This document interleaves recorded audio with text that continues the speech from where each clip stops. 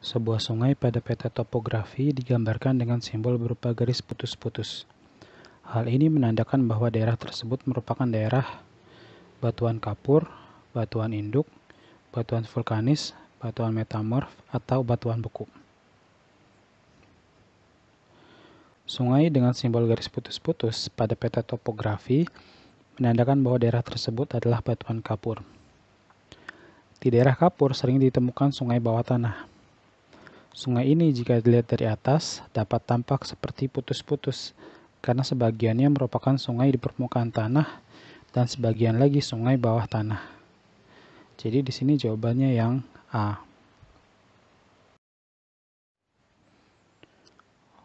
Berdasarkan data di samping, menurut Smith-Ferguson, kota A tergolong iklim ekstrem kering, agak basah, atau basah.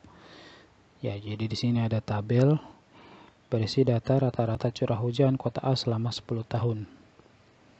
Ada data dari bulan Januari sampai Desember. Gimana cara ngerjain soal ini? Ya, penentuan iklim menurut Smith-Ferguson adalah dengan melihat rata-rata curah hujan dalam 1 tahun. Jadi, setiap klasifikasi iklim itu punya indikator sendiri-sendiri, ya. Ada iklim matahari yang itu ditentukan berdasarkan letak lintang. Ada tropis, subtropis, sedang, kutub.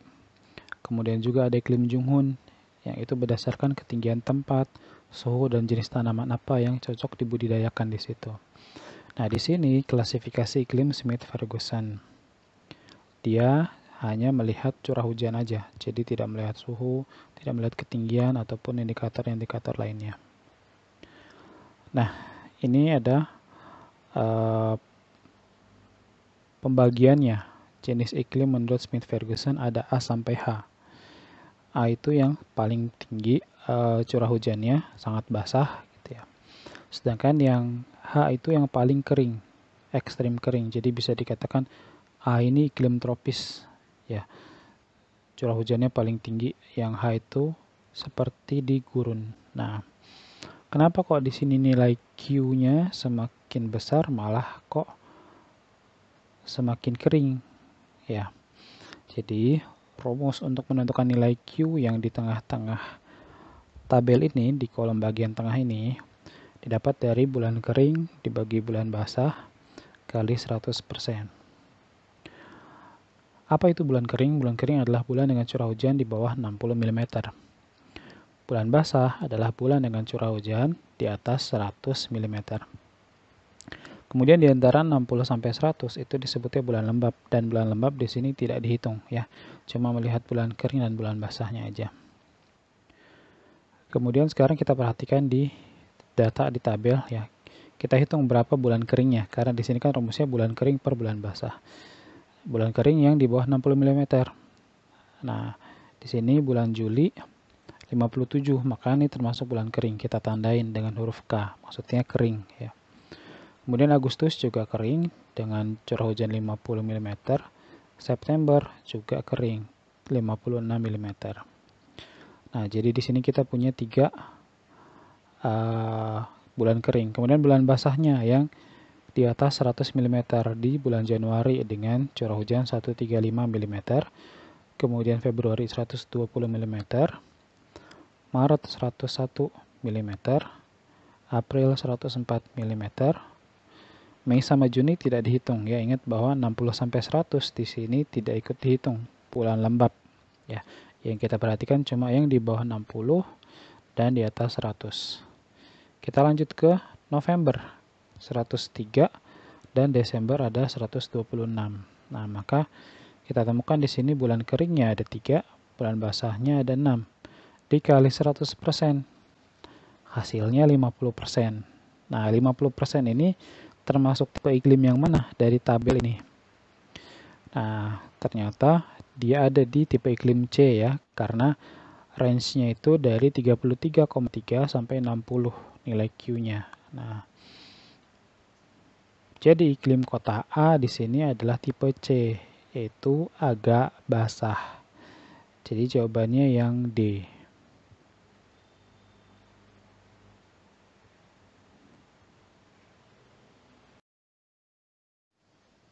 Penentuan batas areal bahaya kebocoran pipa gas dalam sistem informasi geografis yang paling tepat dilakukan dengan metode tracking, scoring, overlaying, superimpose, atau buffering. Ketika menentukan batas area bahaya kebocoran pipa gas, maka yang harus diperhatikan adalah jangkauan atau radius jarak yang bisa terdampak. Nah, ini ilustrasinya ya. Misalnya di tengah-tengah ini adalah titik kebocoran pipa gas, maka radius sekian harus dipelajari bahwa itu daerah yang akan bahaya begitu ya.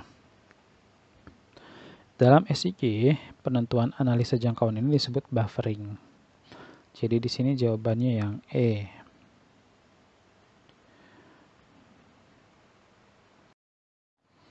Penjelasan lebih lanjut tentang analisis buffering dalam sistem informasi geografis.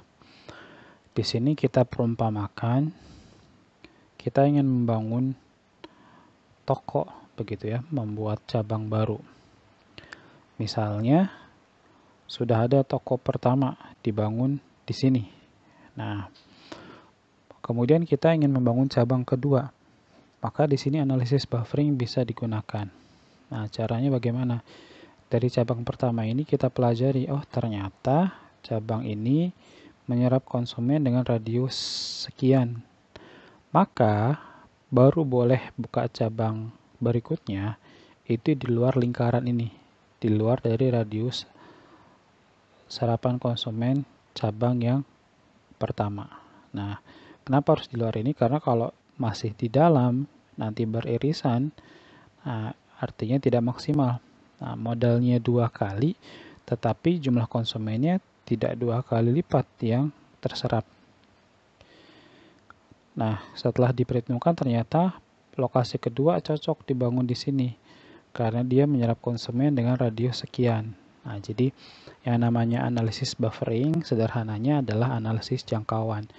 Dia bisa digunakan untuk menentukan lokasi yang strategis dibangun tempat usaha dengan penjelasan seperti berikut, atau bisa juga untuk menjelaskan atau menggambarkan tumpahan minyak di laut, atau apapun objek yang sifatnya berupa area atau luasan. Menurut model gravitasi yang diadopsi dari ilmu fisika untuk menggambarkan interaksi ruang, dapat disimpulkan bahwa besarnya potensi interaksi berbanding lurus dengan jarak kedua daerah yang berinteraksi. Yang B, besarnya potensi interaksi hanya ditentukan oleh jarak kedua daerah yang berinteraksi. Yang C, besar potensi interaksi tergantung pada perbedaan jumlah penduduk daerah yang berinteraksi. Yang D, besarnya potensi interaksi tergantung pada hubungan antar penduduk daerah yang berinteraksi. Atau yang E, besarnya potensi interaksi berbanding lurus dengan jumlah penduduk di kedua daerah yang berinteraksi. Nah, teori gravitasi dalam interaksi ruang digunakan untuk mengukur kekuatan interaksi antara dua wilayah. Rumusnya PA dikali PB dibagi DAB kuadrat. Apa itu PA? Nah, P di sini maksudnya populasi atau jumlah penduduk. Jadi PA itu artinya jumlah penduduk kota A. PB jumlah penduduk kota B. Kemudian di sini ada D. D artinya distance, jarak ya. Jadi di sini maksudnya jarak dari kota A ke kota B kemudian dikuadratkan. Dari rumus tersebut kita ketahui bahwa interaksi wilayah akan semakin kuat jika jumlah penduduk semakin besar. Nah, kenapa? Lihat di sini. Rumusnya ini adalah pecahan ya, yang jadi angka di atas atau pembilangnya itu adalah jumlah penduduk yang PA kali PB ini. Nah, ingat bahwa pecahan itu akan semakin besar nilainya apabila pembilangnya juga semakin besar. Selain itu, kekuatan interaksi juga semakin besar apabila angka jaraknya semakin kecil. Nah, di sini jaraknya yang menjadi penyebut ya dalam rumus pecahan ini. Ingat bahwa pecahan itu kalau semakin kecil nilai penyebutnya, maka hasilnya nanti semakin besar. Nah, jadi di sini semakin dekat jarak dua wilayah, interaksinya akan semakin kuat. Maka pilihan jawaban yang tepat adalah yang besarnya potensi interaksi berbanding lurus dengan jumlah penduduk di kedua daerah yang berinteraksi. Jadi semakin banyak jumlah penduduknya, semakin kuat interaksinya. Maka kita pilih jawaban yang E. Dampak ekonomi merupakan tujuan utama dari pembangunan kegiatan industri. Sebab kegiatan industri tidak memberikan dampak yang berarti terhadap pertahanan keamanan dan budaya bangsa. Pernyataannya benar. Pembangunan kegiatan industri tujuan utamanya adalah meningkatkan perekonomian. Karena kegiatan industri merupakan sektor ekonomi yang menghasilkan pendapatan lebih cepat dan lebih besar dibanding kegiatan pertanian. Nah, kemudian kalimat yang bawahnya salah. Ya, kegiatan industri tidak memberikan dampak yang berarti terhadap pertahanan keamanan dan budaya bangsa. Kegiatan industri memang tidak memberikan dampak yang berarti terhadap pertahanan dan keamanan. Akan tetapi, dengan adanya industri, biasanya muncul modernisasi dan westernisasi yang bisa berdampak negatif pada budaya bangsa. Jadi kita pilih jawaban yang C karena pernyataannya benar, tetapi alasannya salah. Kekeringan hidrologis dapat terindikasikan dari terganggunya suplai air bersih yang dibutuhkan penduduk. Sebab cadangan air tanah yang menyusut tajam mengakibatkan debit sungai menurun. Pernyataannya benar. Kekeringan dapat ditandai dengan terganggunya suplai air bersih. Penurunan muka air tanah bisa menyebabkan terjadinya rembesan dari sungai masuk ke lapisan air tanah, sehingga terkontaminasi. Tapi alasannya di sini salah. Cadangan air tanah yang menyusut tajam mengakibatkan debit sungai menurun. Debit sungai menurun bukan disebabkan cadangan air tanah yang menyusut tajam, tapi karena curah hujan yang sedikit. Pada umumnya sumber air sungai berasal dari hujan. Jadi karena pernyataannya benar, alasannya salah, jawabannya adalah C. Keberadaan bahan tambang berkaitan erat dengan morfogenesa bentuk medan suatu daerah. Sebab jebakan minyak dan gas bumi di Indonesia pada umumnya dijumpai di wilayah endapan vulkanik tua zaman tersier. Pernyataannya benar. Keberadaan bahan tambang berkaitan erat dengan morfogenesa suatu daerah. Morfogenesa ini maksudnya, morf itu artinya bentuk ya. Nah, jadi bentuk lahan atau landform, atau bisa juga morfologi ya, bentuk muka bumi. Nah, di sini seperti minyak bumi yang berasal dari deformasi lapisan batuan yang bisa berupa lipatan maupun patahan. Deformasi tersebut dihasilkan oleh gaya tektonik. Nah, di sini alasannya salah. Jebakan minyak dan gas bumi di Indonesia pada umumnya dijumpai di wilayah endapan vulkanik tua zaman tersier. Salahnya di mana? Jebakan minyak dan gas tidak terbentuk di wilayah endapan vulkanik, melainkan dari endapan sisa makhluk hidup yang sudah mati jutaan tahun lalu. Jadi, material endapan vulkanik itu cenderung akan menjadi barang tambang yang kategorinya batu-batuan atau logam-logaman, ya, bukan menjadi minyak ataupun gas. Jadi di sini jawabannya C karena pernyataannya benar tapi alasannya salah. Pengaruh positif dari penetrasi kota ke desa yaitu pengetahuan penduduk desa menjadi lebih meningkat, berkembangnya koperasi dan organisasi sosial di desa, semakin berkurangnya buta huruf di desa, jumlah penduduk desa semakin banyak sehingga tenaga kerja pertanian semakin banyak. Dampak positif masuknya budaya kota ke desa antara lain,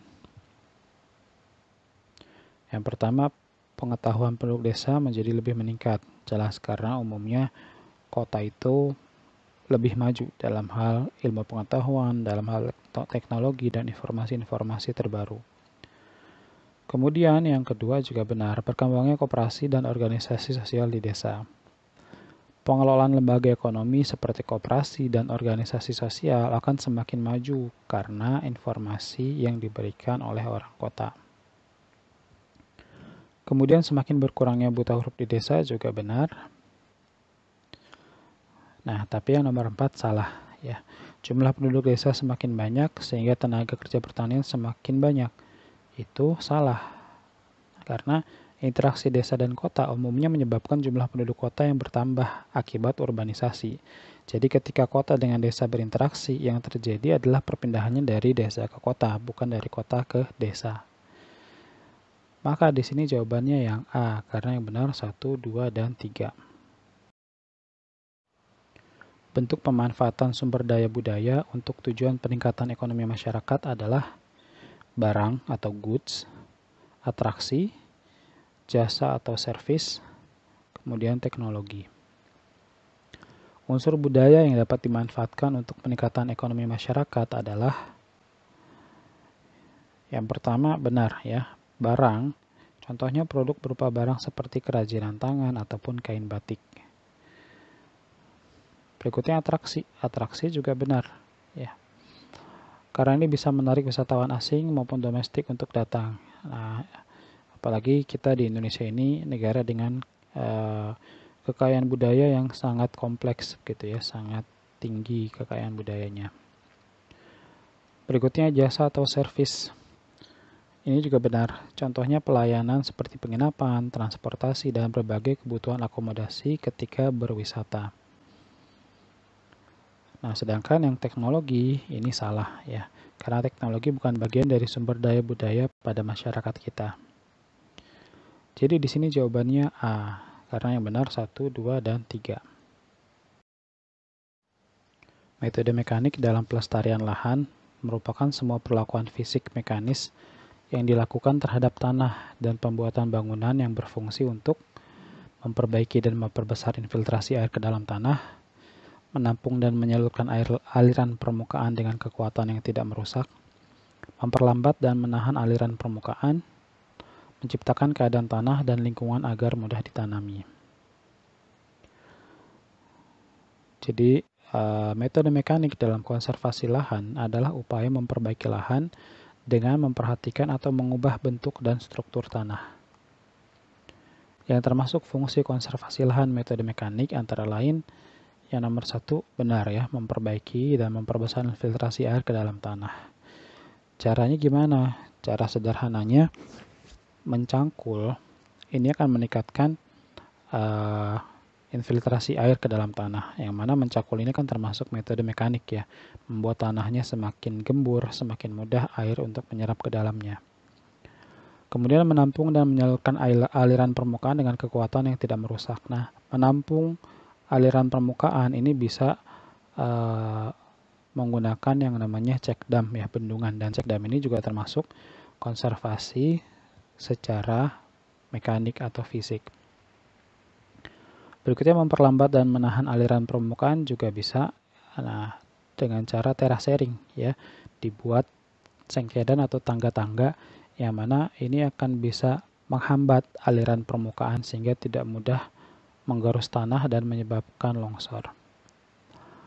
Kemudian yang nomor 4, menciptakan keadaan tanah dan lingkungan agar mudah ditanami, itu juga benar ya. Jadi intinya metode mekanik itu adalah mengubah bentuk dan struktur tanah.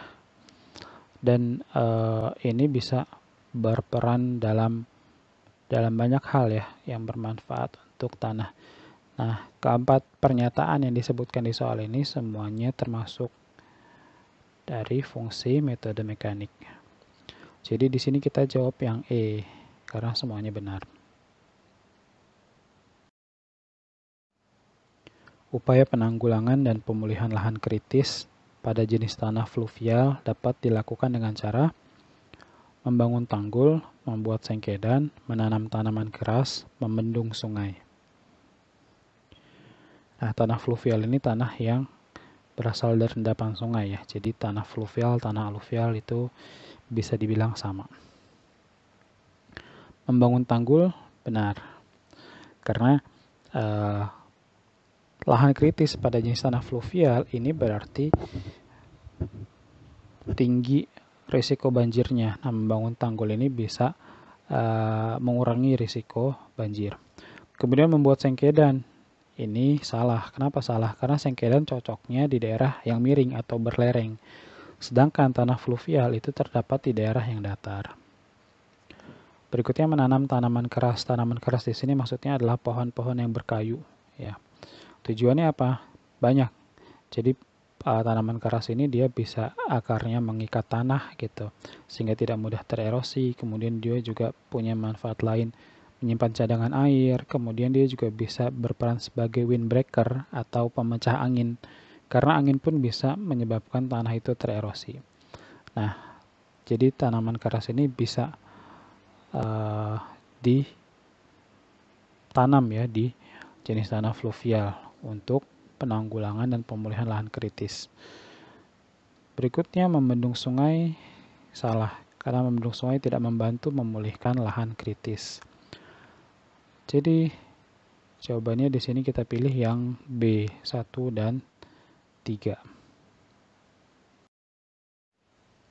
Tugu Monas pada citra resolusi spasial menengah hanya terlihat seperti titik yang kurang jelas karena warnanya putih, sama dengan dasarnya. Kunci interpretasi yang dapat digunakan untuk mengenalinya adalah rona, bentuk, tekstur, bayangan. Untuk mengenali objek yang khas seperti Tugu Monas, maka unsur interpretasi yang perlu diperhatikan adalah bentuk dan bayangan. Perhatikan citra Tugu Monas berikut ini. Kita dapat mengenali bahwa objek tersebut adalah Tugu Monas dengan melihat bentuk kotaknya yang khas, dan terdapat bayangan pada menaranya, pada tugunya. Bayangan menginformasikan kepada kita bahwa objek tersebut menonjol atau 3 dimensi, bukan objek yang datar. Jadi di sini jawaban yang benar adalah bentuk dan bayangan. 2 dan 4, jadi jawabannya C.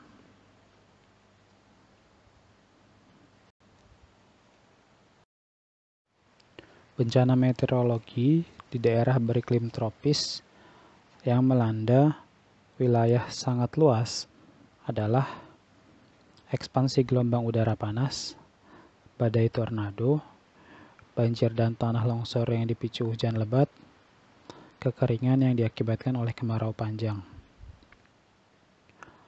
Yang nomor 1 benar, ekspansi gelombang udara panas. Karena iklim tropis mendapatkan sinar matahari sepanjang tahun. Dan iklim tropis ini juga dikenal sebagai iklim panas. Ya. Berikutnya badai tornado. Ini salah, karena badai tornado tidak terjadi di daerah beriklim tropis. Iklim tropis itu cenderung punya kondisi cuaca dan iklim yang stabil. Ya, kenapa? Karena tidak mengalami fluktuasi suhu yang ekstrim, sehingga aman dari badai tornado. Berikutnya banjir dan tanah longsor yang dipicu hujan lebat. Itu juga benar karena iklim tropis umumnya memiliki curah hujan yang tinggi. Berikutnya kekeringan yang diakibatkan oleh kemarau panjang. Salah, karena kekeringan tidak hanya mengancam daerah beriklim tropis. Jadi di sini kita pilih yang B, 1 dan 3. Perbedaan flora dan fauna Indonesia yang dibatasi oleh garis Wallace dan Weber terjadi terutama akibat pengaruh faktor berikut: genetika, iklim, migrasi, geologi. Nah, ini gambar persebaran fauna Indonesia ya. Ada Asiatis atau Indonesia Barat, kemudian peralihan atau Indonesia Tengah. Nah, itu dibatasi oleh garis Wallace. Kemudian Indonesia Tengah dengan Indonesia Timur atau Australis dibatasi oleh garis Weber. Perbedaan flora dan fauna Indonesia yang dibatasi oleh garis Wallace dan Weber terjadi terutama akibat pengaruh faktor berikut. Genetika benar. Fauna Indonesia Barat memiliki kesamaan genetik dengan fauna di benua Asia. Jadi maksudnya kayak kita di Sumatera dan Jawa punya harimau. Kemudian Asia pun punya harimau. Nah, begitu pula fauna Indonesia Timur memiliki kesamaan genetik dengan fauna di benua Australia. Terus iklim juga benar. Jelas persebaran flora dan fauna itu bisa dibilang pasti dipengaruhi oleh iklim. Berikutnya migrasi atau perpindahan. Ini juga benar ya. Kenapa bisa? Jadi dulunya daratan-daratan itu menempel ya. Jadi pulau-pulau di Indonesia bagian barat itu tadinya satu daratan. Kemudian migrasi yang dilakukan oleh para binatang atau fauna di masa lalu itu mempengaruhi persebarannya mereka ya. Kemudian geologi. Nah, geologi ini berkaitan dengan batuan, dengan lempeng begitu ya. Ini juga benar, mirip dengan yang nomor 1. Jadi Indonesia bagian barat dulunya adalah bagian dari benua Asia. Kemudian Indonesia bagian timur dulunya adalah bagian dari benua Australia. Nah, ini berarti bicara sejarah geologis. Semuanya benar, jadi jawabannya E. Pemanfaatan sumber daya budaya secara optimal untuk tujuan pembangunan ekonomi melalui kegiatan pariwisata ditunjukkan oleh masyarakat Toraja dan Yogyakarta, Manado dan Raja Ampat, Denpasar dan Solo, Kupang dan Padang. Wisata budaya di Indonesia kita dapat temukan pada masyarakat Toraja, yaitu ritual pemakamannya yang terkenal ya, menghabiskan biaya yang sangat besar. Kemudian rumah adat Tongkonan dan ukiran kayunya. Berikutnya pada masyarakat Yogyakarta, wisata budayanya ini salah satunya adalah Keraton Yogyakarta. Berikutnya Denpasar. Nah, di sana banyak ya wisata alam, kemudian wisata budayanya juga. Nah, salah satunya ada upacara ngaben, upacara pembakaran mayat yang dilakukan oleh masyarakat Hindu di Bali. Kemudian di Solo ada Keraton Solo. Raja Ampat dan Kupang tidak termasuk daerah yang unggul wisata budayanya, melainkan wisata alamnya. Jadi di sini kita pilih yang B, 1 dan 3.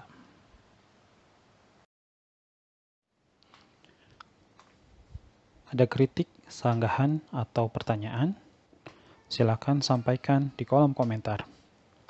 Terima kasih.